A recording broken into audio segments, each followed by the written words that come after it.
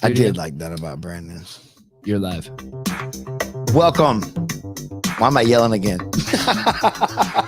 It's time. Hey, I'm sorry. They put a microphone back in front of me. Bobby Bofum comes out. That was my favorite part of the whole week was the birth of Bobby Bofum. Dude, it was such a weird transformation to do that. Welcome, everybody. Dream Show Live, Parkway Automotive Studios, Stephe Eakin, a.k.a. El Jefe, a.k.a. Bobby Bofum, and Sir Isaac Stackhouse, the Wandering Grappler. What it do? Check out Musgrove Trial Firm, 678-226-1994.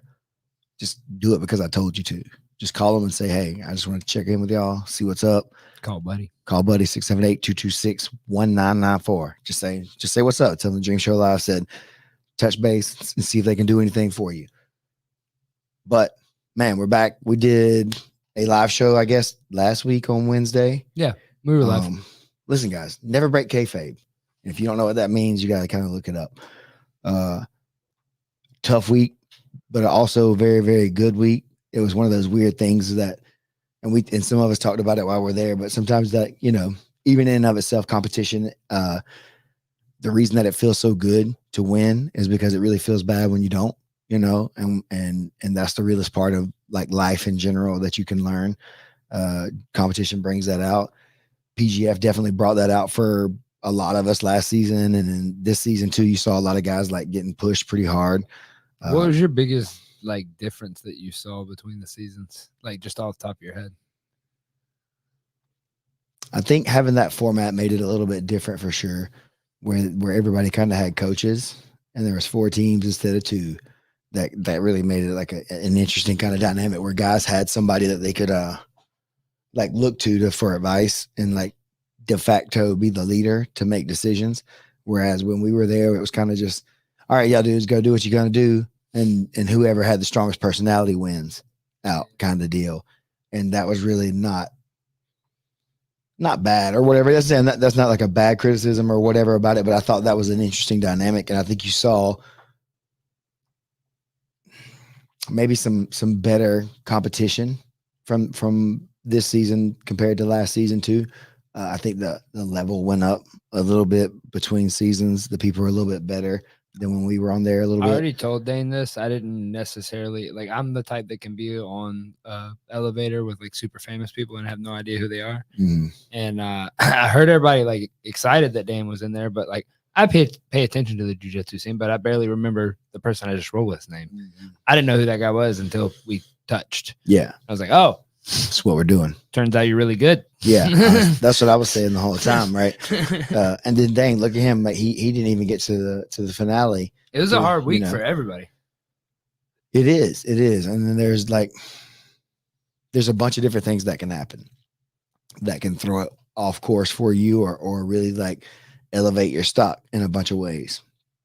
So, I guess first when we could since you're on the show a lot here with us, we've already talked about it a little bit, but we'll let you give a little bit of what you think about the week. And then I can go into more maybe about overall. Yeah. I mean, for those of that don't know, I competed last week.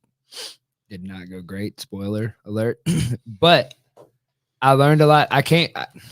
After reflection, 2 things. One, you sit there and you're going into this and it's like, yeah, I train, 2, sometimes 3 times a day. Like I'm used to constantly being on that grind or whatever. But when you compact it all down, it's like you're rolling the 3 hardest rolls that you could possibly imagine back to back to back. There is no break. There is no I don't know if anybody was necessarily 100% prepared for what that does to you mentally. Y'all were the first season that y'all did it all in a week. Did you see people prepared for that? No, you can't be. And that's what I was saying is and that's what I was trying to tell you all Sunday. And it's listen, man, everybody that was close to me, I was y'all gotta know, man, this thing's gonna be a long week. So don't lose yourself today. Don't let it happen to you tomorrow, first day. To get put out, you gotta save yourself a little bit, and that's why you saw some of what you saw in season 2 that you may not always see in other situations. Where at day 1 maybe you do need to go a little soft and not give up so much and protect yourself to get to those last 3 or 4 matches at the end of the week. Like this one match on day one is not weighed more than the 3 or 4 matches on the end of your week. I think it's like the purest representation of jiu-jitsu as the fact that like no one match is going to win you. Like you could have one of the craziest matches, but if that was a hard fight, or if you had to like no going in and just running your nose into it is going to, like every guy that goes in that way and tries to fight their way through the PGF, they either just don't make it to the end of the week or it's rough when they get there. Like I think I saw one person walking in and maybe he just hit it well, but I think I saw like one person walking in that was like quote unquote healthy. Like to that Saturday tournament. Like it was a long week physically on everybody. And even if you got through it physically, like I don't think anybody can really prepare you for like emotionally what you're saying. Like you talked about that. Like that's what I was like really trying to talk about a lot after last season too, was that was the hardest part, is to get up every time for every match, every day. Despite what happened the day before, the decisions you made, the outcomes that happened, even if you did right, sometimes it didn't work out. And so how do you feel? Usually there's time to reflect between tournaments a little bit and regroup and, think about that mistake or those like series of choices and you can improve it. But dude, like, so this is another thing that was for me very interesting this time. That's why I was going to let you speak a little bit.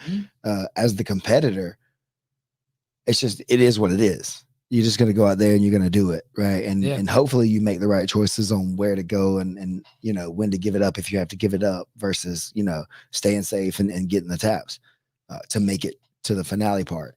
But then like as a coach who was there day to day, it was really hard to make adjustments like that would work universally in that moment. Right. Because unless it was something that was already like easy to put out there, you couldn't add anything. There was no like changes to what you could do. And then now every time something had happened, there was a new like your shoulder would be hurt a little bit now, or like your neck was a little bit hurt after one. And you know what I mean? It's like, well, we got to make sure you protect your neck today a little bit. So it's so stiff and stuff like that.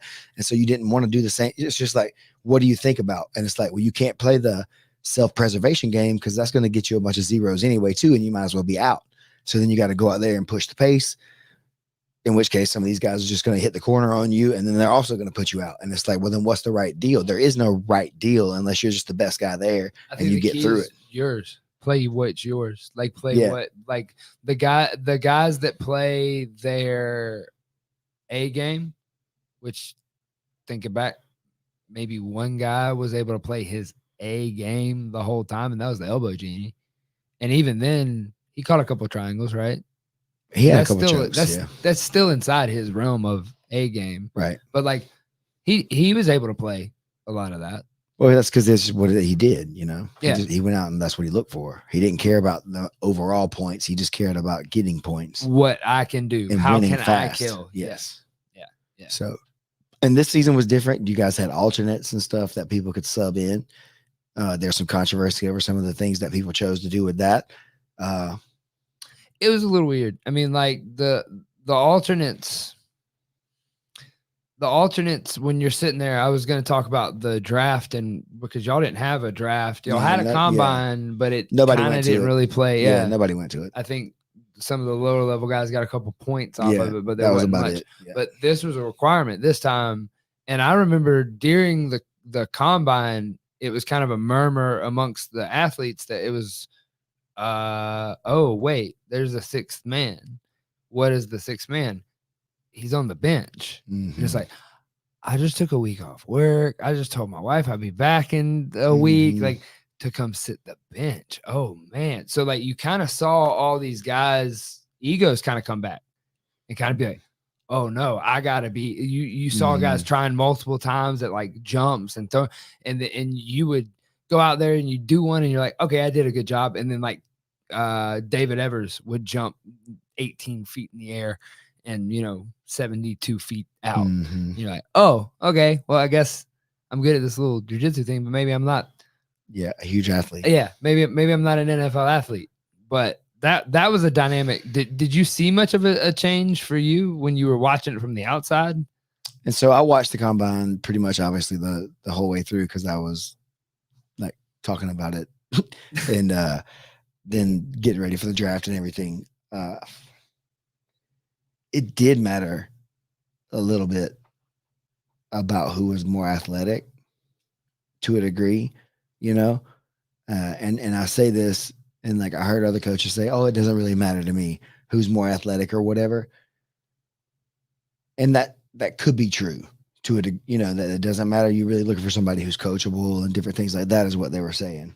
But if I see a guy that's just smooth at everything that he does, and he doesn't necessarily blow everything out of the water, but when he jumps, it looks fluid. When he hit that T shuttle, he didn't stumble and fall. He wasn't the fastest, but he wasn't like looking like a fool out there trying to beat everybody break either. His ankles. Right. He stayed in his lane. And, right. and if his lane was being good and solid and fundamental, then that was what he did. And so that's what I think, you know, you're looking at more. And then, but you see the guys, like you said, David Evers or someone like that, that's like jumping out of the box on some of these things.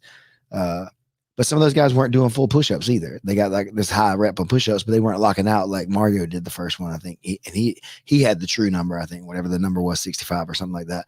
He was doing full locked out push-ups. The other guys were like just touching and like. Can David's half arms lock all the way out? I mean, to do real push-ups, he'd have to. I'm just saying that I don't have arms that large. Maybe there's limitations. No, man. Well, that's a problem. That's a problem. So would it have changed anything if it was more jiu-jitsu-y?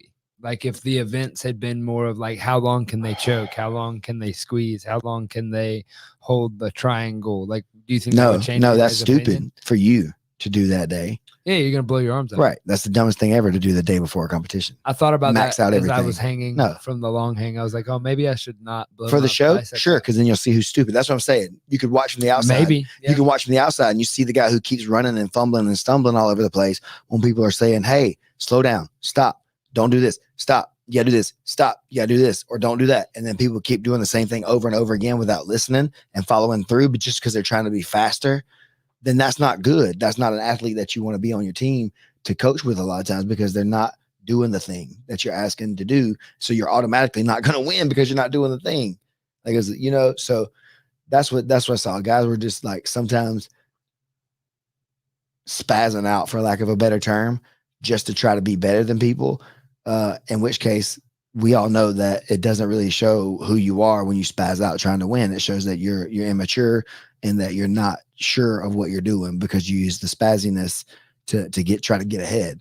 And so that was what I saw. And I saw full time at the combine, because I talked about it several times about how smooth he was. He did well on the measurable athletic things, and he was consistently not the best, but consistently up towards the top, you know, third of everything.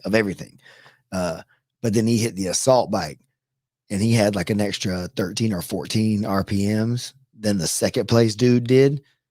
And he had those long legs. I was like, he's slamming it, you know, and he was smooth. He knew how to keep his elbows tight. A lot of people were like, poor technique. That's what I'm saying. Yeah. Most of the stuff was poor technique. And that may not be on the athletes because they didn't know exactly what they were going to have to do. But most of your combine events, like even at the NFL combine, is technique. Yeah. I mean, almost everything is about technique. It's about form and to see what you can do. Works. So that's what I'm saying. So like, maybe you can create some kind of shuttle drill with sit outs or with like, you know, stuff like that, or, you know, different things like that. Break falls. 100 break falls in a minute or whatever, you know, who could break fall the most times. I don't know. You know, the Elkins bros are big on break falls. They love it's a big part of what they do there. Making sure people know how to fall. Ironclad plug right there. Break fall DVD coming soon. Yeah. So it was just like, you know, that was the bigger thing I noticed about the combine was that some people were just going to be a spaz and they didn't understand how to compete and how to be smart about competing because they were overexerting themselves on something that didn't really matter, and getting their stock up wasn't going to help. Right. You know, that wasn't going to help get their stock up. It was making them look worse in the eyes of the coaches because it's not like there's a certain point where the effort that you're giving is too much. You're doing too much. The ego. You need to chill out and back up a little bit, and you would actually get a better time if you would just don't slip and fall. Every time you get up, that's like half a second. If you didn't fall, you would shave a half a second. Now, would you be the fastest guy? No, but guess what? You're not the fastest guy. You're not the fastest guy. Like, I will point out that most time they run those in cleats. Yeah, whatever. I'm just saying though, but like that's what I mean though. Once you Not realize, on a squishy mat. But look, for me, if I would have went out there and did it and I slipped one time, I would have just took my bad turn and was like, man, I ain't fixing to slip out here and bust my That's knees what I up did. and stuff like that. I stepped on the cone, like my foot slid, and I was like, yep. That's one for me. That's something. Yeah, it's not worth it for me. I'm gonna go out here and I'm gonna perform measurably well, and then I'm gonna go about my business because I don't need this combine as the true like that. That's what I'm saying. It's not like that. The athletic measurements don't matter, but if you don't register, then that does matter. Right. Well, but with the draft too, like it was funny because you saw guys forget all that. Mm-hmm. Like, because they were so worried. They were competing. They were in the room with guys they had to compete against. And they immediately, that's what so fast. And that's what I'm saying. Everybody all cool. Everybody's all friends. Everybody's all whatever. But then as soon as somebody can beat you, that lizard brain turns on. I said, I'm not going to let this guy hang me on this bar the day before I got to use all my grip, or, you know what I mean? I'm going to do this T drill 13 times while slipping down and almost tearing my knee out just to prove that I can do it faster than other people. Now let's go with some of the best heel hookers around. Right. Exactly. With weak knees and ankles, you know what I mean? And let me show them that I don't have stability in my legs. That's what I'm saying. Like that's the things I was looking at a lot of it. Well, and they made a good point too. When I was talking to them, I'm like, well, how do you keep yourself out of the 6-man spot? And they were like, there's qualifiers. Boom. So like you could have gone and shown that, hey, I do have jiu-jitsu, like not necessarily win the qualifier, but go be entertaining so that people know who you are and see. Yeah. And that can help, man. But honestly, like the best thing is you got to be a part of it. Yeah. Like you got to be there. You got to be competing. You got to be actively known. If you want to be known, you got to make yourself known. Be on the scene. There's no other way. People don't know who you are.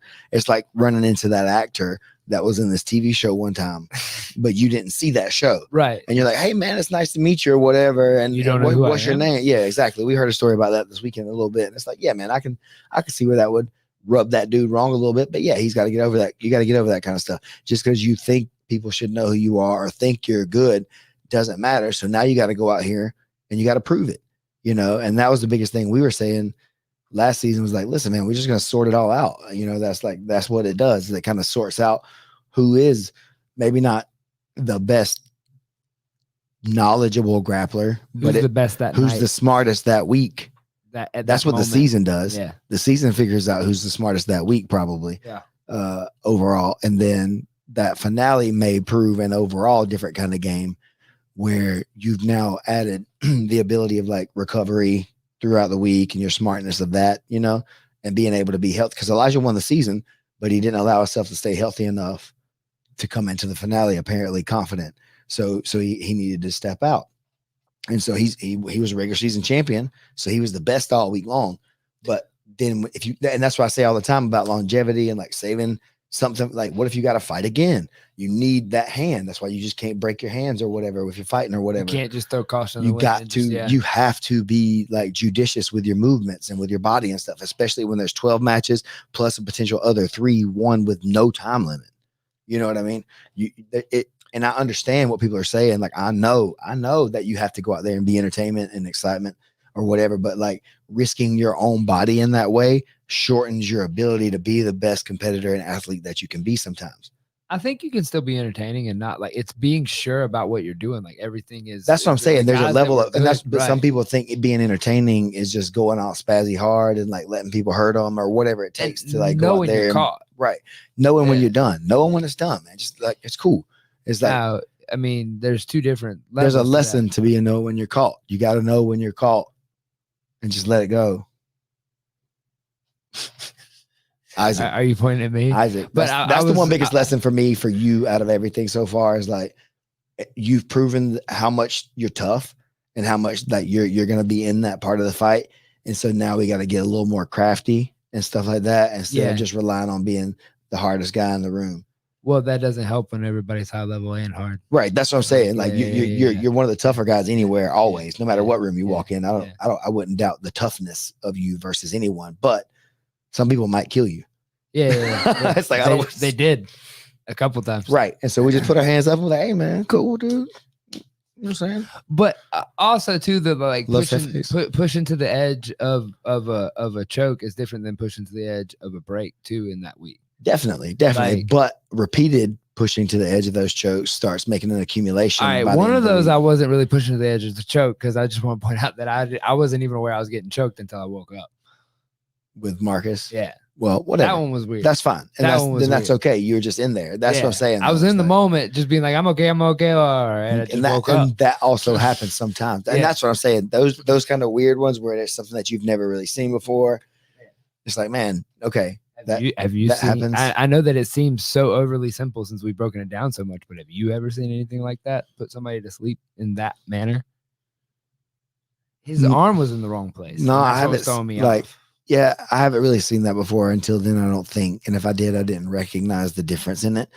I could see where it had you pretty stuck, you know, and obviously, you know, there's things maybe before that happened that you could have done, but I could have gone lower. Once he got you in there, you know, it was like, I didn't account for the fact that his arms were 8.5 feet long. Everything was really gangly. And that's the thing is like what you saw from him, you can't do, everybody can't replicate that. No. You can't, and nobody can replicate that unless they've spent the time on the mat that Marcus has. All that wrestling, all that with his big brothers smashing the crap out of him and stuff like that. You know what I mean? So he's constantly been doing that for his whole life. Yeah. Even though it's not been jiu-jitsu based, he's been having to, you know, do that forever. Right. So he wasn't intimidated by anyone. Yeah. And then I don't think anybody in that bracket was. I don't think anybody in the lineup was. But then also like his like ability to go, like, and his length and his like, it's like he's weird and he's doing things that don't make any sense. And he did something else, didn't he? Some sort of a weird omoplata. And so this is the thing, man. That it was the wrong thing at the wrong time. Yeah, it's like if he would have let go of the shoulder with his legs, he maybe could have darsed him. Yeah. But the fact that he still had the shoulder was pulling the shoulder away from the neck, and so he wasn't really being able to close off the space. I watched the video a few times. Kind of shooting himself in the foot. He probably could crush some people, but not Randy. Randy's too strong. You know, too big. It doesn't mean like somebody smaller or whatever, a little bit, you know, maybe he would have got that on them. But in that situation with Randy, the omoplata was pulling his shoulder away from the neck. So that I'm not gonna say it can't happen, but in that situation, he should have maybe possibly moved on. Let go, change the angle. Yeah, there wasn't the right space, but he didn't get killed either by Randy, I don't think. I think you're right. I think he made it out of that one. Or was that the Kani Basami? I know Randy did the one, but I don't know if he did that to Marcus. It's all a blur. That's one thing that the people can understand is that like it all meshes together. I've had to rewatch a bunch to really know what day was what. Yeah. Oh yeah. That's what I was saying before too. Is like it definitely stacks up on you and it'll beat you up. I don't think there was a single competitor that was getting in bed before like 2:30. And then like most of us talked about the fact that we would just lay there till like 3. Cause like that's pretty typical on most of our competitions when I just gotta cool down. Like coming off that mountaintop is kind of hard. And adrenaline. Doing that 4 days in a row. That's you know, yeah. That alone. Yeah. It's hard. And that's why I was like had my attitude I had last season during the daytime, you know, and didn't want to go do some certain things sometimes because I was just my body, my mind needed to not, you know. And then at the thing with Lonnie, that's why I was so chippy right away with everybody. Because I never got out of that mode. Even the time I wanted to be a part of that in a nice way, but like everybody was so competitive that like, you know what I mean? Like that's why I came out so hard. That's I messed up. Like you being in the room with me, watching me grapple in the beginning.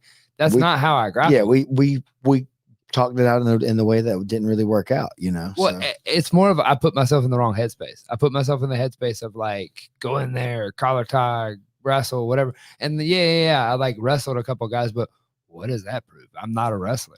Like, why am I doing that? That's not what I do. I needed you to go in there to do what you wanted to do and maybe establish some of that first to go ahead and put down that you were going to be the man a little bit is what I was hoping for. And some of those matches is to go ahead and prove like, hey, you're in here. And then from there, you're going to be able to go ahead and start like really establishing more of the stuff that you like to do more, because they had to worry about how Isaac was going to be able never to take him out. transitioned on that second part. Yeah, it just didn't click. It didn't click. And so that was the disconnect for us from coach to athlete, was like, I was looking for a certain thing that was putting you outside of your comfort zone a little bit. And then when we decided to go the other way, it was halfway through the week, and got to look at a couple things, but it just didn't really pan out. Well, and my biggest takeaway is, like, I've said this openly a couple of times, my biggest takeaway is the focus that I need to do is that, like, even when I got into the scenarios that I was doing the things that I wanted to do, I would still get into a situation where I'd be like, ooh, there's that thing, and I would like chase the back, or I would chase it, or like, I would just go diving for something. And I think I've heard you talk about this, and I know you're gonna razz me about this, but I heard Jake in the middle of the week. I knew you were gonna laugh, but I heard him talk about rock climbing and, like, keeping one hand on the wall. He's like, you wouldn't just let go of the wall to get to the next step. So, like, when he said that, I was like, oh, that's what I'm doing. I'm just going, I'm gonna go get this. Like, and then they're out. Yeah. And then, well, and on a high level guy, he's already made his next 2 plays. On you. Yeah. Like, checkers. I can't. Or would you say Connect 4? It's like, bro, my man Sean came in hot. Listen, man, with the walk off, dog. I tell you what, that fool would never do me like that in Connect. Sean, you would never do me like that in Connect 4, son. You may beat me. Do I hear a Mid-South challenge? He could beat me 1,000 times in a row, but he would never beat me like that. Ever. I swear to God. I just love the fact that everybody was like, hey, Sean, have you been practicing? He's like, no, I just had my whole gym play me until they couldn't beat me. Right. Yeah. Just played it for hours and hours and hours because it matters. And that's how that's how we treat things that we care about, like it matters. So, yeah, being very serious and getting in there. He won that, got the draft pick, got all his team, won the whole season with his team, got 5 of the 6 people on his team to the playoffs like he said he would. His guy, Kiahi, beat 4 or 5 of the guys on points easily because he was on their team and got 4 points. And some people just weren't able to score. How about the week being such a low scoring week? I expected it. A lot of my matches were like when I was doing my stuff. If you look back at the paperwork, a lot of it was zeros. A lot of zeros. A lot of guys were pretty evenly matched. Yeah, that's what I'm saying. The field was pretty narrow. There was definitely like the top 8, 9, 10 or so that were pretty, good. But then the middle guys, like 8, 9, 10, 11, 12, 13, 14, 15, 16. The blue belts were even good. That's what I'm saying. Like if you go down from like 10 to about 20, it was still really, really, really competitive. Yeah. Like there was a whole 10 like middle row of people that were really competitive. Nobody was the guy that was like, oh, I hope I'm going to do okay. The alternates were the only ones that didn't really factor in. So that's why I say like 10 through 20 could have been on most days anybody's game. Yeah. And I think most alternates still could have even given anybody a rough day. Well, they would have given matches that were tough. Yeah. That's what I'm saying. Yeah. But they would have gave up more points to people than had they not been. Yeah. I get you.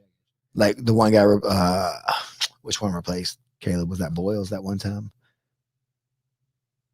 That's right. Yeah. Because Lewis wasn't there. Yeah. He gave up points in that match, and maybe Caleb may not have given up points in that match. Maybe he would have, but Boyles definitely did. And then Jonathan, at his last match of the season, what's his name, got points against the person that he didn't play. Who would have gone in for Jonathan? Such and such. So that was Boyles again. And he went against, I can't remember who. I don't either. Yeah, but somebody. And then whoever. Caleb's was Noah. Was it Caleb? It was Caleb. Oh, that's right. Jonathan didn't go against Caleb as the last match of the season. Okay. And then Boyles went in, and Caleb beat Boyles, and that's how Caleb got into the playoffs because he got so many points. Gotcha. Math. Steven Scaff. Dude, no, seriously, let me give praise to Matt Scaff, man. If anybody's not listening to his like grappling discourse stuff, I like his podcast a lot, but I'm a nerd. So like I really dig into it. But like this week and then being around him in there with the stats and the information that he was carrying about all the different grapplers and, dude, we carried on as a unit, but him specifically on that broadcast too for like 20, 25 hours this week or whatever, you know what I mean? And so like Lindsay too, and obviously Egghead, but definitely wanted to give a little bit of praise to Scaff there. Dude's a genius when it comes to like he knows and keeping up. Yeah, he knows stuff. Yeah, like he's really a into few it. things. Yeah, so it is really interesting to see and be a part of that. Like to go behind the curtain, so to say, from being competitor who's like almost like animosity towards the desk and stuff like that. It's like almost wanted to Hey go man, like, they've got to say a lot of stuff. no, that's what I'm saying. Like I wanted to go flip the table over a couple of times last season or whatever. But I got a hold of Egghead 1 or 2 times at open mat. Yeah. We didn't have that ability, Well, and getting a hold of Scaff wouldn't do me any good. Fair point. And maybe not so much for me either. But either way, but that's what I'm saying. Being on the other side of it and understanding that that's part of what it takes to be an analyst is to analyze what you see. And if what you see is somebody doing something that you think is wrong or they did this or whatever, then you say that. And then that's whatever it is, That's on them. I don't need to judge it or be mad at it if it's me or whatever. Or maybe I do, and then use that as like bulletin board material to change and get better or whatever. So that's what I used to do on a lot of my stuff. Is that especially like this is one of the things that got me in touch with Brandon more is like he was the commentator for the On It Invitational that I had done. He commentated something else that I'd done, and then Ultimate Mat Warriors, which were all like bigger kind of like pro style tournaments that I had done. And so then I would go back and watch the footage, like just relentless, and just listen to what he was saying about what he, like he said, he's just called what he seed.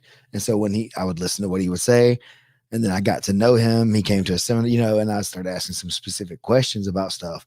And then I started understanding more, I was like, oh, okay. This is what I didn't realize that was happening in that moment. Okay. Right, I can change. Right. Okay. So it wasn't like these big, like he didn't teach me like a bunch of moves or anything like that, but just like in this situation, applying that much squeeze is really just going to be detrimental to yourself. You're not, it's like, I thought I was being extra rough on him, but I was actually wasting my energy for later in the night. Right. That's why I lost. Yeah. And that wasn't what he said. He didn't say that, but I realized watching that second match one time that I lost my third match because I spent all my money squeezing the guy's face in side control for like 8 minutes trying to smash him and not being able to move around and get the submissions the way that I should be able to. And so the third match, like between matches, they were out there like stepping on my forearm in the back, trying to get my arms to open up and stuff like that. And then I didn't have a really great performance. I mean, I was not bad, but I could have done better probably if I would have not been so in the back between matches or whatever, So just seeing like efficiency, learning how to be more efficient is super important at the highest levels. Not giving up the big things, not letting somebody reverse you. If you don't have to fight out of a bad position, that's much better. You know what I mean? So just being like able to move around and dominate kind of spots and then just wait until you can find the right thing. And so it's kind of necessary if you're somebody that cares about what you're doing to listen to that stuff and take that criticism. And not that you need to necessarily absorb it all in your heart and apply everything that they said to everything, but just look at it and like see what it says and then think about it. And it's like, and you honestly examine that and it's like, is that the case? And it's like, yeah, that is the case. Dang. Okay. So let me see if I can adjust from that. And then from that, that's, where you can start making progress on yourself. I think that's it's just invaluable to be honest and to listen to criticisms from people and be able to adapt in the moment. And that's one of the things that's one of the things we're doing this week at the PGF is like things were going a certain way. And it's like, this wasn't good, or that wasn't as good as it could be, or that could be better. And we were just constantly like tweak to make it better. And that's the process. That's jujitsu, right? We jujitsu'd the hell out of that show. And it's like everything that needed to be fixed got fixed. If we needed to get this corner, somebody either hip switched around the corner or they got a hard like drive through the wall and got through there. You know what I mean? Like people made road trips an hour and a half to go pick up something, to get something that we needed. And like back and forth, coaches were going and picking up water out of town and stuff like that and bringing it back. And they didn't have to do that. They could have easily been like, man, I don't have time to run over there and get your water or whatever. But they did. They stepped up, and everybody that was there, like really like loves it, dude. Yeah. That's the best part. It's a very cultural thing. Like that's what I've loved about it since we like did it in season 2. It was so much fun. Everybody's so much fun, man. Everybody walks away homies. Like everybody like helps each other out. Like, hey, if you want to come teach a seminar at my place, like it's one of the best. It's one of the best jiu-jitsu experiences I've ever had twice. Same. Now, like 2 different times, 2 different ways. So It was like, yeah, it was the best worst thing that's ever occurred. yeah, Like, and so like I you can't. feel I Yeah. felt terrible at the end of mine, but like at the same time, I had all this other stuff that I had gained, and I wasn't the only one. Like there's guys that were high level right next to me having the same thing. Oh yeah. Like it was weird. And I've never been to anything else jiu-jitsu sports related or anything that from the top to the bottom, everybody got something. It's tough, man. It's tough. But you can't cheat it. You can't like you can't like you have to go through this thing. Yeah. And you can't do it because you want to win it. You can't do it because I don't think you get the same thing. And that's what, like, when I said in the interview with you, I was like, this, like, I had just had that conversation in the dugout with Eric about the fact of it just being the spiritual thing of like, you have to go through that whole beginning of the week. Oh, I might be 6. I don't consider myself to be on that bottom totem pole. Oh, okay, I made it on the team. And then you're out there with these killers and you're like, oh, I thought I was kind of good, but now I guess I suck. Oh man, like, the whole thing started off season 2 with Egghead calling me lethargic. Yeah. So that's when I went in pissed off. Like I went in ready to damn like show everybody what's up. You know what I mean? So I went in with a chip on my shoulder, and that probably carried me to some situations that I probably didn't need to deal with because I was so worried about the week commentary. Yeah, right. It made me feel heavier than I needed to because I had to prove something. You listened to that voice. I already knew the answer to. Right. And I'd listened to other people. And that was one of the heavy things for me was like, stop. You got to listen to yourself, believe in yourself, know about what you do, believe in your movements, believe in your ideas, believe in your coaching, you know, all those kind of things. And that would have made me feel a lot better than swaying with the crowd more. Right. You know what I mean? I know what other people like, and I know other people think things are good and that what they do is better and stuff. And that's fine. That's cool. I'm ready to ride or die on my stuff, you know, and my coaches and whatever that is. And if I lose listening to my coaches and stuff, then fine. Then we'll argue that out amongst us. That ain't for, you know, I don't care. It's just part of the game, trying to be a good student. And then go out there and win, you know, great, cool. You can't go out there and act like you're some kind of, you know, God among men or whatever, you know, because it could not be your day the next time. Right. That you had an easy day today.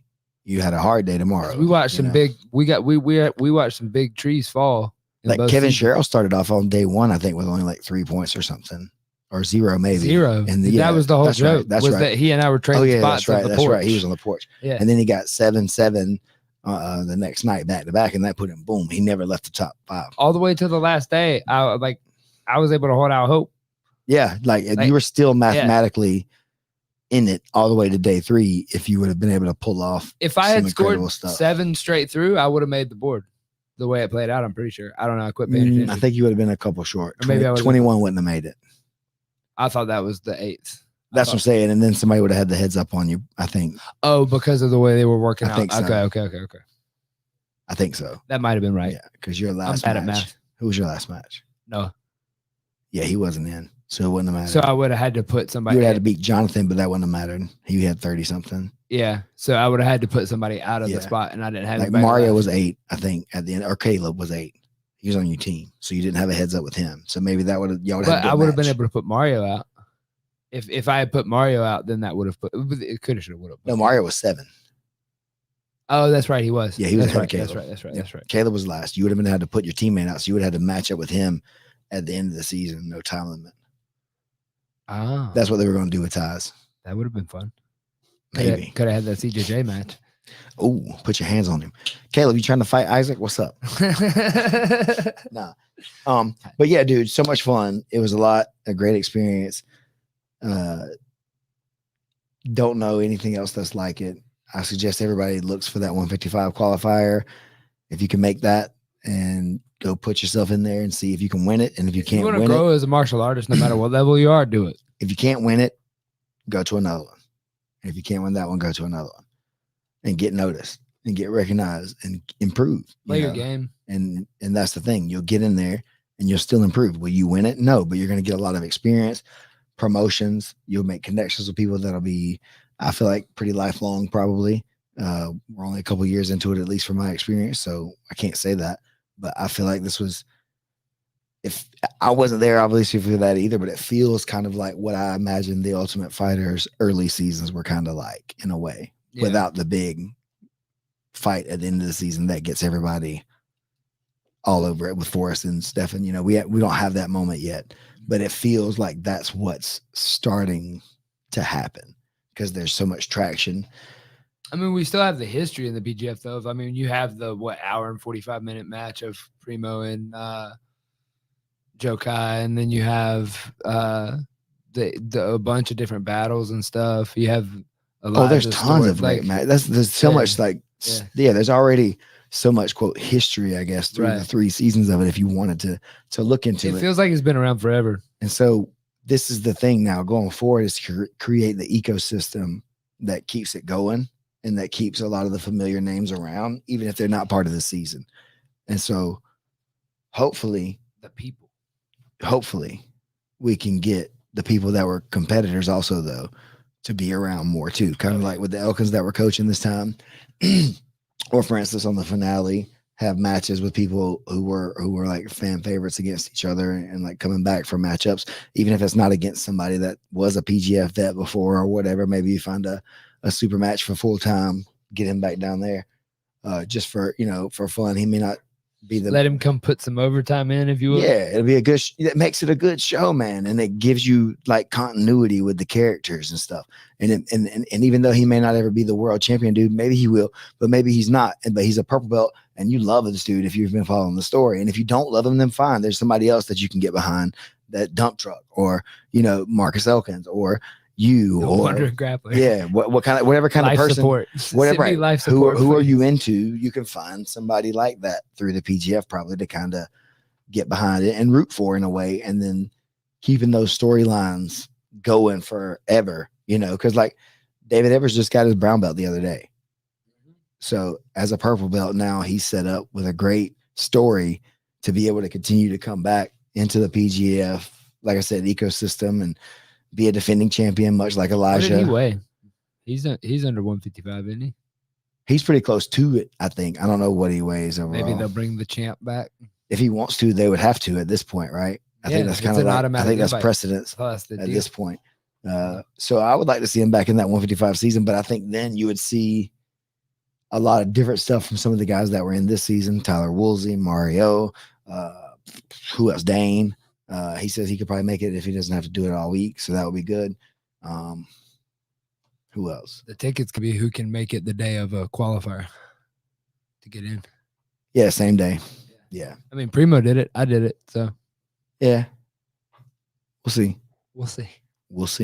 But it was great experience, man. All in all, can't recommend it enough. Do you think the weight cutters had an advantage? That was an interesting question I thought of on my 5.5 hour drive this morning. By the end of the week, on the small guys.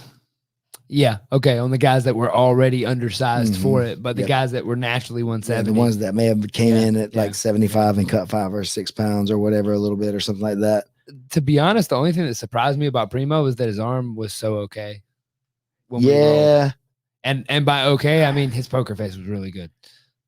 Yeah, and I guess that's the thing is like his size didn't really surprise me. I thought he was hurt. Much love, Primo. I don't. Yeah. That's what I'm saying. I'm not talking trash on him either. I honestly thought he was way more hurt. So I said that the next day about that. I honestly believed that. I didn't think that. Like I wasn't saying that to like down talk him. I was legitimately concerned that he was going to go out there and get his arm popped another time by anybody, because as soon as they grabbed it, it was going to hurt because of what we saw the night before. That's what I thought. Because he literally couldn't reach out to shake my hand, or wouldn't. And it wasn't like he was being disrespectful or whatever, because he always did shake my hand, but he like held it close to his side and reached out with the other hand. You know what I'm saying? So like it is what it is. It wasn't me saying he sucks or whatever. It's just saying like he made a mistake there and got his arm popped, I think. And now he's going to have a long week. And it turned out to be the case. He had a long week. Was it because of the arm pop? Maybe, maybe not. I think the difference between the two big weight cutters is Randy was 20 something and Kevin's late 30s, right? Yeah. And that's a different ball game. Toll. Yeah. It hurts a lot longer when you're that age versus when Randy. So Randy's okay today. Randy looked bad at weigh-ins though. I was nervous for him. That's why he was probably not as highly rated as he could have been too. Because of how everybody saw him coming for his weigh-in. He didn't look that strong. It didn't look like he was going to be able to do anything that Randy does. But then when he got rehydrated and filled out, it was like, okay, there he is. I'm telling you, man, he's got plugs at the bottom of each thigh, and he just pops them out, and they deflate. He makes weight, and then he pops them back in and fills them back up.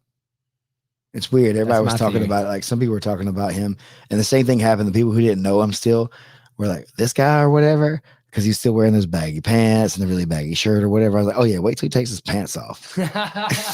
And it's like what? And then he comes out there and just grapples grown men in his underwear. It took me till the end. It took me till the end of the week to realize that he was like in his American Eagle underwear. Yeah. Oh, he was. Yeah. Oh, see, you didn't even recognize. No, I thought they were like. Nope. I thought they were Spats too. Those were that man is a man. He grappled those grown men in his underwear, like real underwear. Anyways, Wallow said, who becomes the first division champ, Evers or bad guy? And I'm getting everybody else that said something. The first 2 division champ, Evers or bad guy? Well, Elijah can't make 55. So if I had to bet, I would first bet on David. Because we already know there's a 55 out there. Yeah. And next Elijah can't make 55. Yeah. And so if David can make 55 and Elijah can't, that automatically gives him a better chance. But I bet there's some 55 dudes out there that's got something to say that David Evers didn't come in contact with this season. You know, that may make it tougher for him than the people in the finale did. But yeah, based on the weight class that's coming up, I would say he has the best shot so far. I'm curious what Elijah has left for the PGF at this point. He's been the best grappler the PGF's had overall, total, by totality, most wins, undefeated season, second place last season, that the finale and in the regular season, won this regular season. It's like first toe hold to get toe hold flip flops. Yours truly. Yeah. So he's just done so much. He's done so many things. He's a man of the people. And that's the thing is like what's left for him in this format. And I think the only way that Elijah should come back to the PGF is if the field state gets deeper than it still is now a little bit to make him need to be more challenged. This one was hard for him. Stretch him. Yeah, he's got to stretch more. He's at the point now where he's kind of bumping up against that elite level grappler. Like he can probably beat some of them on the right days when he's in shape and on point. He could definitely knock out some of the top dudes, but he's not always able to do that. So, that's what it says. I don't know what do we need to see from him anymore is like, we need to see him go out there and like beating a bunch of black belts. Wallow said that Eli said he could make 155. He will literally look like he's straight out of a concentration camp. Wallow. There's no way. He said that, but I just didn't listen to him. He wasn't that heavy when he came in the way in though. This season, he was only 75 when he first got there, and he cut the weight rolling. So, you went off. Oh, there we go. Yeah, I mean, y'all say that, but then like y'all look at me like I'm crazy when I'm like, yeah, I'll cut to 55, and I'm under 70 sometimes. Right. I guess I got more to give up, but I mean, no, you don't. He's skinny. I mean, I don't mean that in a derogatory way. But he's bigger. Right. So how does he even get? All right. Now you just confused me. What? So he's taller. Right. So he's going to be heavier overall. There's more mass. Right. Right. Maybe. There's more bones. Maybe. Oh, don't give me the big bone thing. He has big bone. He's got more bones. Okay. He's taller. Is that the first time you've ever been called Big Bone Elijah? And so that's the thing. I'm not Elijah's coach. So maybe he can make 155. Wallow said he'll be 55 for 5 minutes. I mean, Primo was 70. On the way there, though, what's that going to do to you? On the way out, what's that going to do to you? Yeah. He might be 155 for 5 minutes, but how long is he going to be zoned out? He'll be tall. He'll be tall for that division, so that'll help his style.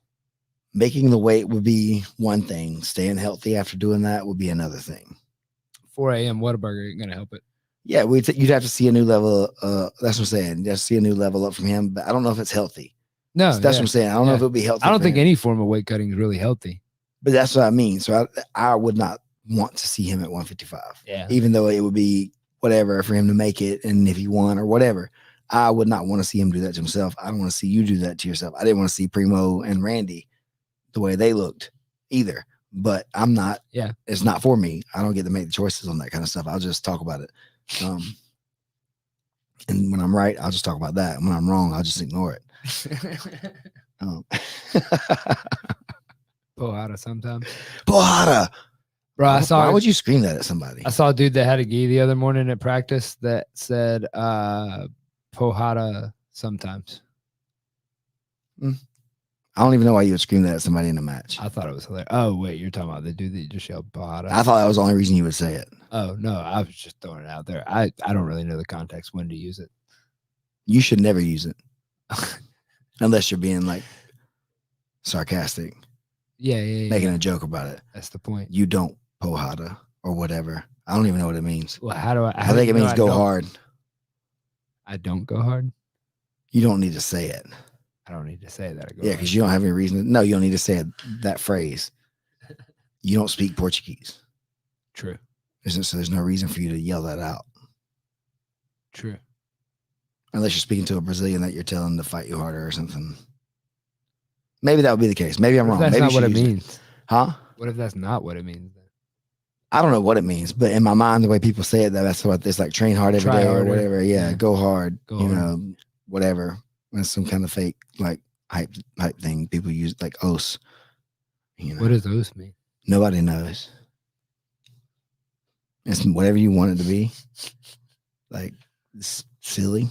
I don't know. People say that it means yes or okay or I understand or I always heard that it meant like I understand. Yeah, in like a super formal way. Right. Well, it's kind of like a grunt that people would say or whatever. Yeah. Like your general would tell you something like, us. Trying to get in there and like go chop the heads off the Mongolians over here at the wall. Something like that. Yeah. I'm pretty sure os is Japanese. Right. They probably fought some Mongolians. At some point. Very good point. Right. Yeah. At a wall. I didn't say which wall. You assumed I was talking about China. Everybody had walls, bro. Everybody had walls. The English, the Romans. There's walls everywhere. That's how they did cities. Yeah. Walls of Jericho. That was a good band. Oh, that's a good submission, too. Oh, yeah. Names. Pro wrestling moves. Who's got them? Who's got them? I was sitting there like, is that a real move? Oh, wait. It's a professional wrestling move. All professional wrestling moves are real.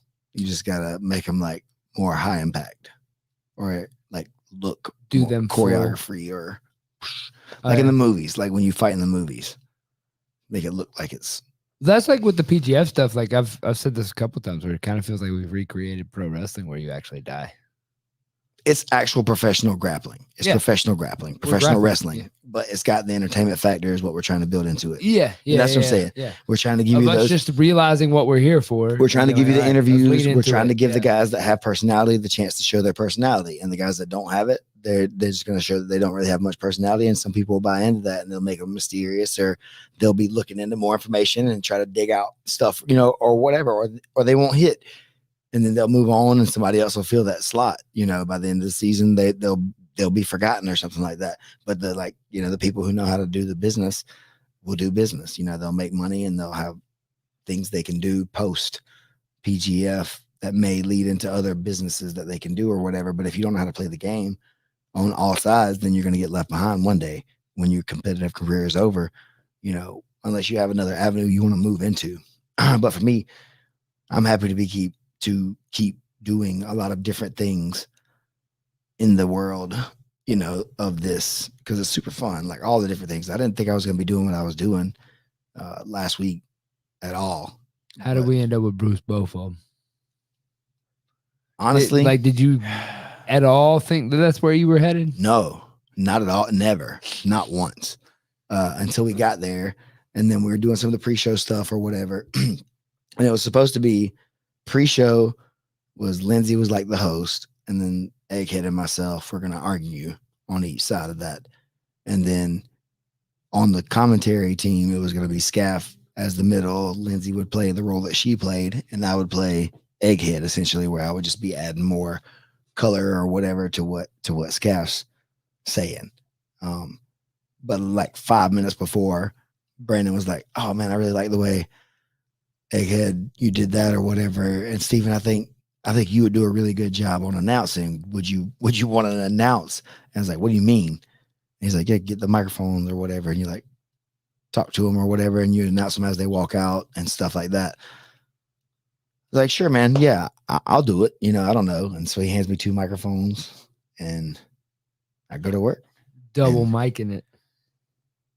I had no, like, the only experience I had doing it is like, I guess I told people I've never done it, but man, it's like, you've done it before. It's like, I haven't really done it like that, but like, I guess at the Mid-South, I've done similar. I've told people to come to the stage, and I've told people, I let them interview a little bit or something like that, but it's never been like 5 hours at a time for 4 or 5 days in a row. And then I've never done like a live show on a stage with people watching there.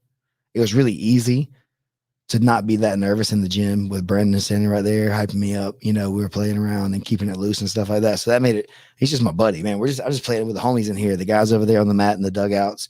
We're just getting the hype. I'm just having a hype for them. So it doesn't matter to me. Like, nobody's looking at me. Yeah. You know what I mean? There's no in your mind. Right. There's no cameras. It's not about me. It's about getting this hype, the homies and getting everybody hyped up or whatever. And that's what Brandon wanted me to do. And I was like, all right, man, well, I like to do my job. If somebody like tasks me with something, then I like to do it. And I always like to do anything that I do to the best of my abilities. And now if I do stuff that I don't want to do, maybe that's the case. Maybe if it's like, I don't really want to do this and I'm doing something I don't really want to do, maybe so. But if there's some stuff that I'm into, and I've told you I would do it for you for sure, I'm going to do it to the best of my abilities every time. It just may not be that good if it's not something that I'm like hyped about. But once I started doing that, the energy in the room was different than it was the previous season. And then the more that I was playing it up, other people started playing it up a little bit more. And you could see guys' characters develop a little more comfortable as it was happening.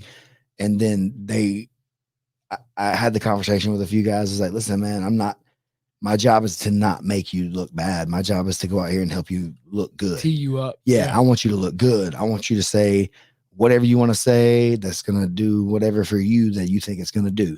And if that doesn't land, Kara?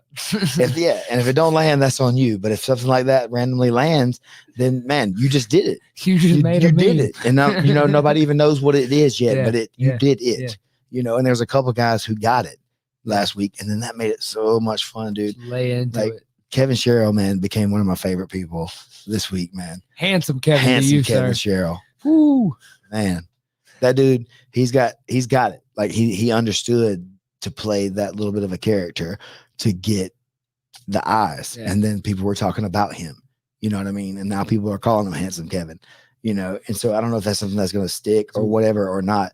But for me, when we got over there, like the back and forth, like he was just quick with his, and I was like, oh, nice. And I had, he even made me cuss on live air one time because I was so hyped up. Like, you walked over and apologized to Brandon, and Brandon was like, for what? You're like, never mind. My bad.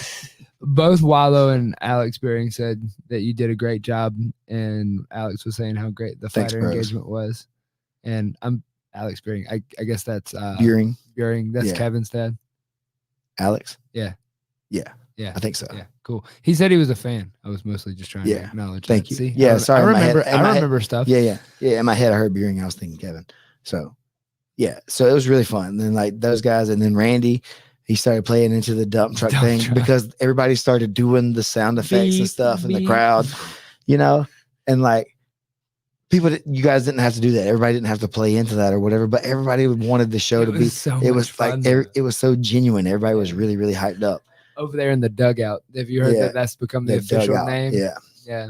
And everybody called it. That was organic. Everybody just started calling it that in their post interviews. We all just started calling it the dugout. because that's what it felt like. And you know, the nicknames were fairly organic too. Really, Oh, yeah. like Randy's dump truck came from last season with Elijah. He said, and then so we just kind of kept it. And then that's what I'm saying. Like, if you can continue that storyline, then now it went from just like a random nickname to now it's like he's got sound effects and stuff like that. You know what I mean? And then Handsome Kevin, you know, he did that one walkout, man, and we didn't tell him to at all, but he hit the little like hair Blue steel. Not like before. It wasn't even really. I mean, I guess it was kind of like that. Yeah, but it wasn't really like. He just did the hair flip. That's the thing. Is like blue steel is like forced. Okay, that's what I'm saying. It's like he hit you with that. I'm really handsome. You know what I mean? I was like, oh, I felt it. You believe that one? Like it wasn't. You know what I mean? Like Zoolander, he's like faking being handsome. Right. Kevin was handsome. Like he was actually handsome. I was. There might have been a fan. Yeah, it was just like, yeah, it was like, oh man, that was so good because Brandon played it back like 3 times to us on the side during his match, that next match, and then we called him over and played it back to him again. It's like this is it every time for right now until something better comes along. like that's that's the thing is that if you follow professional wrestling ever, he's like he can either go babyface or heel with that character. Some people could love him and some people will hate him. Could hate him because of both, because of the same reason. Yeah, you know what I mean? Same. And so that's like one of the coolest parts of that to me. And like obviously he's a very serious competitor, and like the character would go away when it's time to compete. You know what I mean? And that's what I like too, is like he was very serious and sharp. When it was time to win, he wanted it and he put himself out there on the line. But then also immediately came over there ready to like bust jokes and like be funny again or whatever, because we're talking about, you know, him being on the porch for not getting points, you know, and he's like, come on, can I please get back inside? You know what I mean? Or whatever. It's just like, no, you didn't have to do that. You could have been really inside your head and like nervous so that, you know, oh man, I've embarrassed my team, you know, or whatever, because he didn't have the best day the first night, but he kept himself in a good headspace, came right back out there and like stayed in, you know, so much fun. So much fun. Who else had a good one? Full time, Josh Gibbs. That was the man. He was the best all week long. That dude was that was the best story of the whole week to me. 5 matches on the last day, winning $1,000, working double time. Like, thought he wasn't going to get to play at all. Became the most played player the whole season. Like, crazy. Just crazy. Wild. And like him, he's just like a regular guy, you know, but he's a purple belt that does jiu-jitsu, and we all like love that about him. And now we've gotten to know him for 2 seasons. And now he's somebody that's like he's permanently part of the PGF lore forever. The such and such Battle-Rama winner, like that moment, dude. What better full time? My voice is still gone from that night. Like I couldn't even lean into it at the finale that much because of how hard I went for Josh. Yeah. And I would have did the same thing for Boyles too. But that's what I'm saying is like we were on like at that point. I think the room would have reacted regardless. That's what I mean. It's like it was full send for whoever wins this thing, guys. It's like we're hyped. Like one guy would get on top and then everybody would coaching him, and then like the other guy would get on top and be like, no, break it off. Mm-hmm. And so, man, I don't know. I'll never forget that. Never forget that. Wallow says ravishing Kevin Sherrill. He said that's who I was thinking about in my mind, right? Was like Rick Rude. That was the character I was talking to. Is like Kevin was playing Rick Rude. Bro, you were living good point. Good. See, that's what I'm saying. Real recognizes real, Wallow. That's what I'm saying. That like we got like that's who he is. He can be that guy, but he could be the good guy too if he needed to. If he had to be. But if there was somebody there, he could talk trash to him and like he would never be. He didn't have to be disrespectful like Rick Rude would have to be, but like the handsome part of it. You know what I mean? You hate me. You only hate me because I'm handsome. Just because I'm pretty, right? Just because I'm better looking than you. You know. And it doesn't matter. Then it doesn't even matter if you beat me in the match. Didn't he memorize? Right? Did you hear that he had memorized the whole Ric Flair speech in case he won? Which one? I don't know which one. He just said a Ric Flair speech that he had memorized in case he won. Nice. That's it. That's a Sean student. Though. Respect it. He went and memorized it just in case. Hey, I respect that 100%. I was going out studying a lot of videos and writing down phrases and catchphrases and different things like that too. and listening to them a bunch of different times. So that way it may organically pop out of my head when I was having some of those interviews with people too. Most people, I don't even know if people would really recognize this, but like being around the black belts and the high level guys that I've been around, I see the way that y'all treat like other things in your lives. And at one point I walked by you, and the night before I had talked to you about like one thing you could do to like fix some of the like popping noises you heard. And I walked by you and you're literally watching videos about how microphones work. Yeah. I was like, respect. I really didn't understand. Like, I didn't know there was microphone technique. Yeah. Nobody told me that. I thought you just, I mean, you tell me to get all the way over here. Usually, yeah. like well, mainly because I just want your voice rich. But that's all I ever really do. And that's what I'm saying. But with this one, I needed to get loud. So I was like, get it back and then back in again. Look at that trick. Look at that. So like a pro. And then like the keeping, like to keep it close to where it's at, having your elbow stuck in one place. So it'll be like, see, oh, that sounds good right there even. Oh, welcome to the Dream Show Live. Damn. So the name, both of them, how did we end up? So people are dumb in general. Yeah. And it makes it funny to me when people say things wrong because I don't really care. I did it. I walked up and said it. Yeah, you did. And like 3 or 4 other people did too. It's like, oh, you're better than Bruce Banner. And I was like, yeah, he's not even an announcer, you know. That's the Incredible Hulk. You know, and so it's like, yeah, but it's like, oh, I meant Bruce Buffer, and it's like, yeah. And so then it's like, well, you wouldn't like me if I'm angry either, so I'll just be Bruce both of them, you know, and so that way you can just leave me alone if I need you to, because you won't let me when I'm angry. But I'm here to keep it hype. I'm gonna make it as hype as possible for everybody. But listen, man, you don't like me when you don't want that. So we kept Bruce both of them over there on the even keel side, making them feel good. You know, and then you forgot it was Bruce, and it just became Bobby. So now you're Bobby, both of them. Yeah, he's a more comfortable, laid back announcer. Bruce is a little bit stiff. Bruce was a little stiff. He didn't feel comfortable. Bobby loosened it up and found like the little swagger. We got to work it out a little bit more. He's working on his stuff.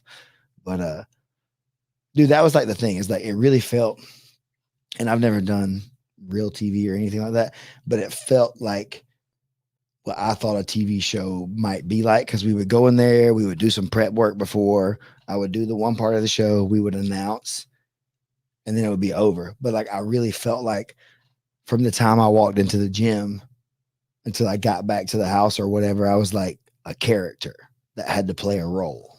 Like I had to be this guy that I'm not normally. I'm not normally the guy that's going to be calling everybody in and all that kind of stuff. Like I like that kind of stuff. It was fun. But in competitions and around tournaments and stuff, that's not usually how I am. I'm usually pretty quiet and laid back, you know, and we'll talk more in the privacy of areas and stuff like that and be funny more and loose more and like where my friends are and stuff like that. Not such a public like thing because I'm a little bit self-conscious at times, you know. But as I started doing that, that's what I'm saying is like just thinking about it from a complete different context. It's like, it's not you. You're not doing this. It's not Steven out there. This is a guy that has to have a different voice. You can't be my normal like talking voice or whatever. I had to figure out how to make it sound right and different things. And then to cut into the right type of like sounds for people and be hyped for everybody all the time and not be, I couldn't worry about what people thought about my performance really. Right. And, you know, I wanted to go out there and just do the best job that I possibly could. And then when I realized there were some technical things that I could do to help out, then I wanted that right away. I needed it. I had to have the technical stuff because that's just who I am, right? It's fundamentals or die for me on everything. It's almost like technique's important. It is. It's super important. And you got to know what you're doing, right? And you got to know I've been on this microphone right here for 1,000 hours or whatever, but I've never thought about microphone technique beyond getting this mic close to my face. Right. You know what I'm saying? So that's what I'm saying is like just because you've been talking doesn't mean you know how to do everything with a microphone. So now I've done this. I've done the commentary at the desk. I've done announcing. I've done reffing. I've done matchmaking. I've done competition. You know, I've done all kinds of different roles throughout the sport now. And one of the things I kind of commented on with Egghead was like the Tim Ferriss thing about, you know, just having all those different experiences and then using those to level up towards the next thing every time, you know? So will I ever do announcing again for the PGF? Yeah. Like I'm definitely going to do it for that. Will I do other stuff? I don't know. If an offer comes up that's interesting, maybe so, you know what I mean? But I'll still keep trying to do a better job of it and keep studying it, because next PGF, Brandon's already said that I was going to do it. So I want to stay in it and make sure I'm doing better at it than I did last Bruce time. Botham is going to be a staple mark of the PGF now. I was super surprised. I'm going to be honest. With you. I really expected it to be a complete disaster by the end of the week in some way, shape, or form. And I really thought Brandon was just like making me feel better about myself in a lot of ways, because that's just my inner child, like being defensive and ready for shit to fall apart. You know what I mean? Man, one thing from watching Brandon from like the lower level, like as somebody who's kind of he doesn't he loves on everybody, and he like takes care of everybody. But if he like backs you and is like, no, I got you, like that's ride or die from him For sure. Like he doesn't ever put anybody out on the curb, anybody. But like if you show for him and then he's like, yo, like we're gonna ride, like he rides with who he rides with. So yeah, and so that's the thing, is like I'm showing up for him. Yeah, you know, and that's the thing. It really didn't. I didn't think, that's the thing, I'm not thinking about stuff that way. right. Like I don't think about it in the way of like I'm doing Brandon a favor in any kind of way. Right. But he did. He thought of it that way. I'm like, I told him, thank you for letting me do this, because it was so much fun and it was an experience, letting me stretch myself out and grow in new ways and stuff like that. And he just replied, thank you for being my friend. And I almost cried, dude. And I was just, because I was like, dang, that's all he thought about. Thank you for being my friend. And I was just thanking him for an opportunity. And like, I'm just thinking about the stuff that I wish I would have said, thank you for being my friend first. Dang. You know what I mean? Like it made me feel bad because I didn't tell him that first, because that's what he was thinking about in the moment. And I was just like, thank you for letting me do something, you know? And so it's just, and I love that. And that's the kind of person that I'm trying to be more like too. Is like, I want people I want everybody to succeed, and I want to excel myself too, though, you know?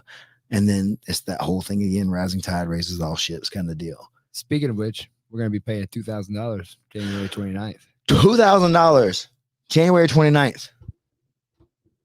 The Mid-South Classic, Perry, Georgia. Don't miss it. That's too much, probably. Yeah, it'll be here on my channel and on Brandon's channel, BJJ365. We're going to have 16 dudes that weigh over 100 pounds. And some of them probably weigh up to about 300 pounds. They weigh a lot of pounds. There's a bunch of pounds. There's lots of abs. There's some big dudes, some big athletic looking dudes. There's some strong guys coming in. They're coming for 16. Oh, not 16,000, $2,000. They're coming for $2,000, not 16. That's stupid. They're coming for a chance at $2,000, and they are hyped up. Everybody's really excited. We got Kevin Buehring, big time Kevin Buehring from the PGF season 3 is going to be jumping in there.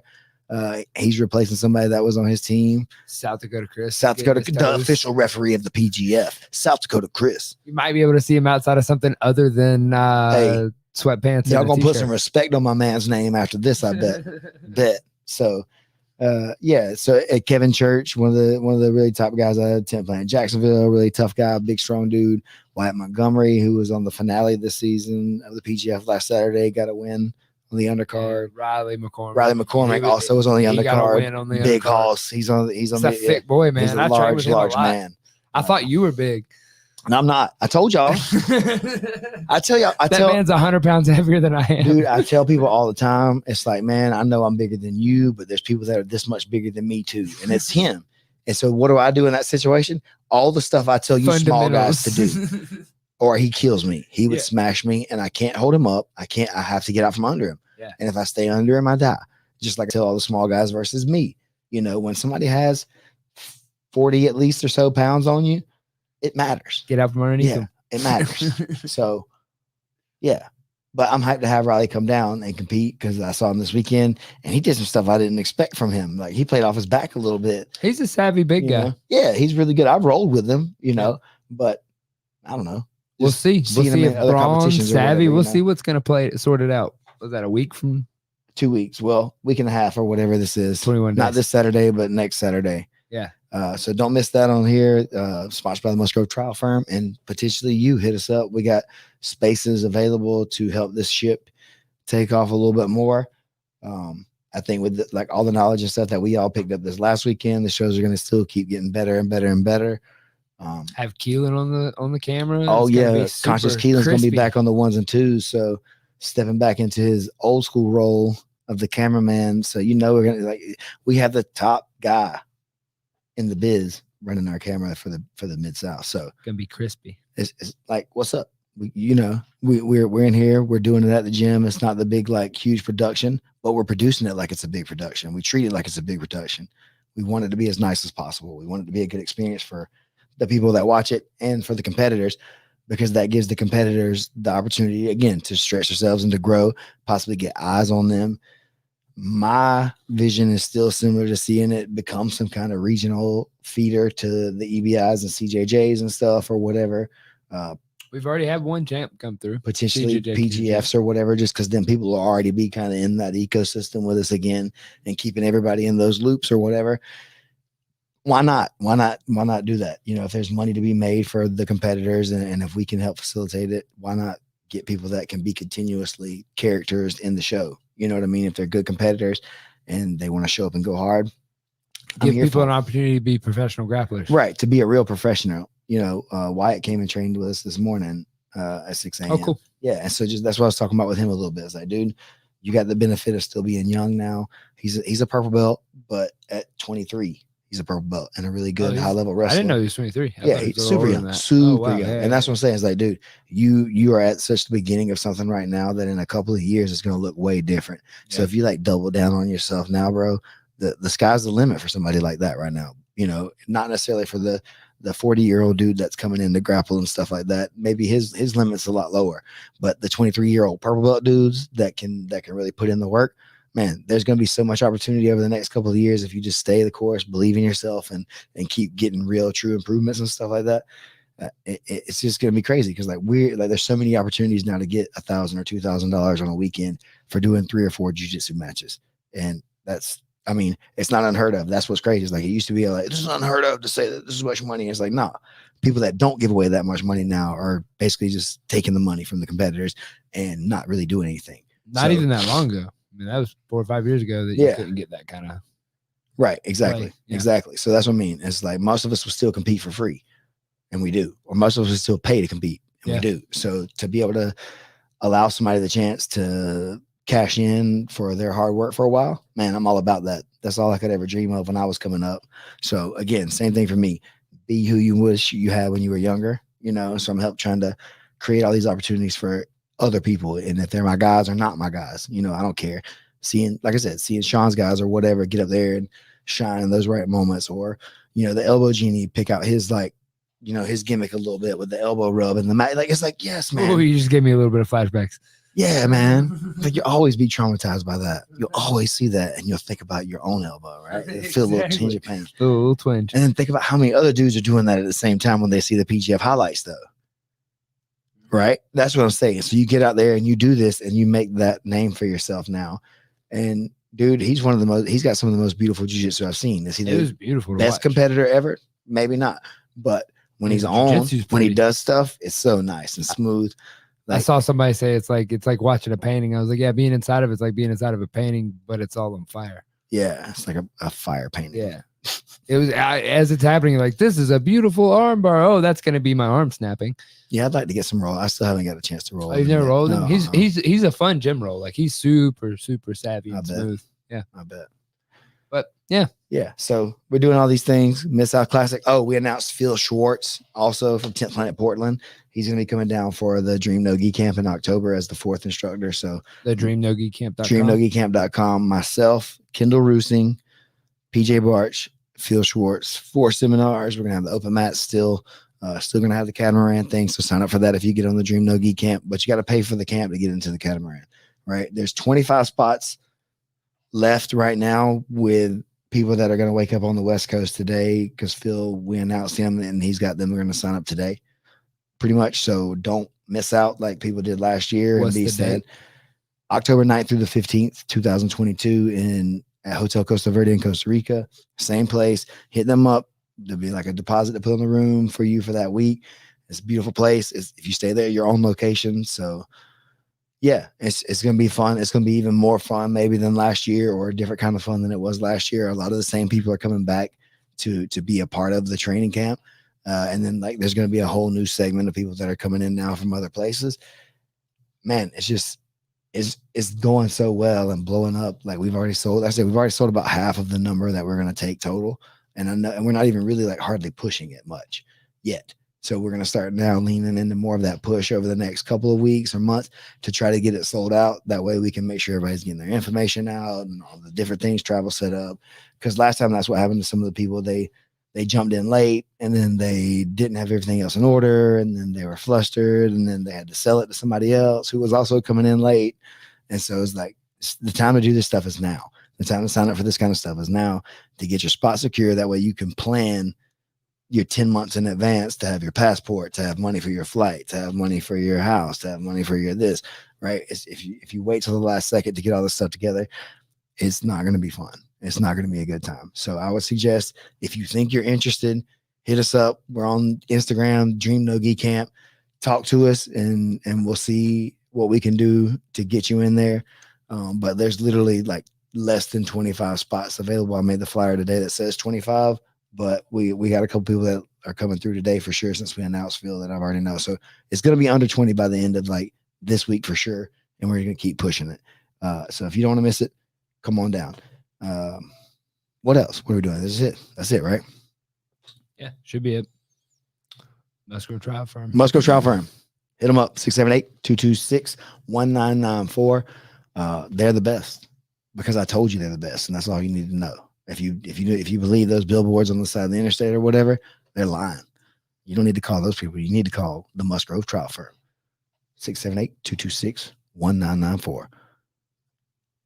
And that's it for us today here at the Dream Show Live. Isaac? We'll talk about NFTs next week. Stay tuned for the NFT stuff. Y'all think I don't know, but I know. 3, 2, 1.